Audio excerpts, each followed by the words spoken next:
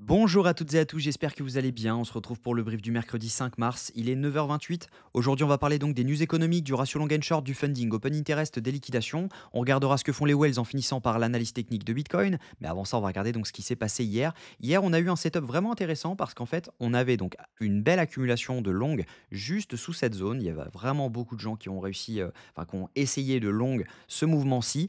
En tout cas, ils se sont fait tous sortir pour la majorité. Parce qu'en fait, on est revenu chercher l'order block M5 qu'on avait juste ici. Donc, si jamais je me mets en M5, vous allez le voir. Donc, c'est vraiment intéressant. Il était précis de fou. Donc, on voit juste ici, on rebondit dans les 50% de cet order block. Derrière, qu'est-ce qu'on fait? Si jamais on se met en M3, on valide un changement de tendance juste ici. Donc, on valide notre changement de tendance ici. On revient en zone OTE. Derrière, on repart. Donc, le but était de venir chercher donc cet order block-ci parce qu'on avait énormément d'ordres de vente spot dans cette zone. Donc, j'ai pas voulu risquer. Mais voilà, si jamais j'avais hold ce trade, c'était clairement un RR de 10, donc qui était vraiment intéressant parce que quand on regarde, hop, je le mets juste comme ça, voilà. Quand on regarde, en fait, le but final, c'était vraiment de venir chercher l'order block H1, donc on aurait été sur un RR de 12, mais bon, au vu des ordres de vente qu'il y avait, c'était plus intéressant donc de clôturer à RR de 2,72, 2,74, je sais plus exactement, donc ça veut dire 1% de risque, vous gagnez 2,74% sur votre capital futur. Donc vraiment intéressant, c'est le genre de trade que je vais call dans la School Crypto Mega, donc qui a ouvert hier à 18h. Donc n'hésitez pas à la rejoindre, ce sera un grand plaisir de vous accueillir, de vous former et de vous partager toutes mes analyses. Pour ça, il vous suffit juste de cliquer sur Join. Donc vous rejoignez juste ici, vous choisissez le plan que vous voulez et derrière, c'est parti, vous avez juste à connecter votre Discord. Parenthèse fermée. Au niveau news économique aujourd'hui, on va avoir quand même pas mal de news. On a donc le PMI service à 15h45. Attendez-vous à avoir pas mal de mouvements quand même avant et après l'ouverture des marchés, donc à 15h30. On risque d'avoir pas mal de volatilité. En revanche, cette semaine, c'est pas la journée la plus importante, c'est surtout vendredi, parce que vendredi, hop, donc c'est cette semaine, voilà, hop, et ça m'a enlevé, bien sûr. Tac. Donc cette semaine, vendredi, voilà, on a le taux de chômage à 14h30, on a également un rapport sur la politique monétaire de la Fed à 17h et on aura un discours de Powell, président de la Fed, à 18h30. Donc attendez-vous vendredi à avoir beaucoup de mouvements. Demain, on aura quand même pas mal de choses demain, on va avoir la décision de la BCE sur les taux d'intérêt ainsi que le taux de facilité de dépôt en Europe. Donc clairement, ça risque d'être pas mal impactant, surtout avec la guerre, etc. On va voir si jamais ils revoient leur taux à la baisse ou à la hausse. Donc ça va être vraiment intéressant.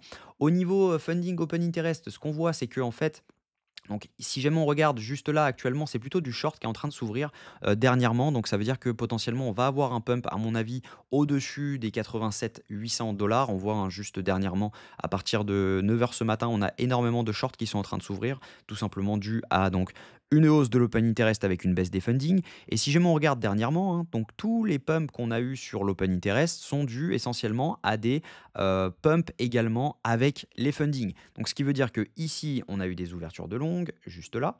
Ensuite, ici, c'était des ouvertures de longue également, juste ici.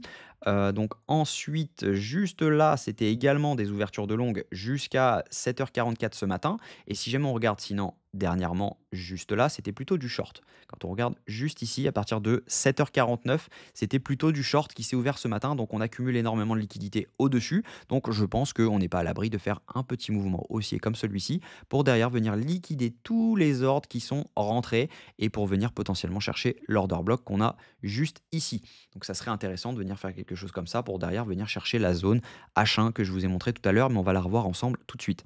Au niveau liquidation, qu'est-ce qu'on a? On a pas mal d'ordres à venir chercher, donc autour des 86 191 dollars. On a donc une accumulation d'ordres qui peut aller jusqu'aux 85 400 dollars. Après, on voit qu'il ne reste pas grand-chose. Donc le gros du travail se trouve jusqu'aux 85 300 dollars. Donc on a pas mal de choses à venir chercher, on a quand même pas mal de liquidations à venir prendre au-dessus, mais en tout cas ça reste très intéressant, on va encore avoir pas mal de volatilité aujourd'hui.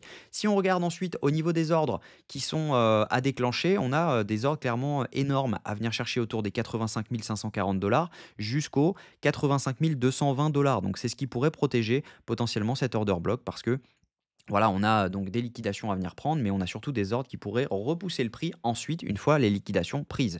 Donc ça, c'est vraiment intéressant. Si jamais on regarde juste là, on voit que ça peut également être du spoofing, hein. Du spoofing, c'est quoi? C'est simplement je place des ordres énormes pour convaincre tout le monde qu'on va rebondir à un endroit et au moment où on y arrive, je les enlève et du coup le prix ne rebond pas du tout, le prix n'est pas du tout, compensé. Au niveau, de ce que font les whales actuellement sont en train de rien faire du tout, hein. Là, on a un bug, bien sûr comme d'hab sur iBlock, mais en tout cas, les whales ne font pas grand chose. Les micro whales n'ont pas également acheté ce mouvement, elles l'ont acheté vraiment très brièvement, on n'a même pas un delta qui est revenu positif. Donc, voilà, c'était très bref. C'est surtout à mon avis des liquidations qui ont fait qu'on a eu ce pump sur Bitcoin, mais c'était pas des achats spot. On a les retails qui, eux, continuent d'accumuler gentiment, mais voilà, en tout cas, il se passe pas grand chose au niveau du spot.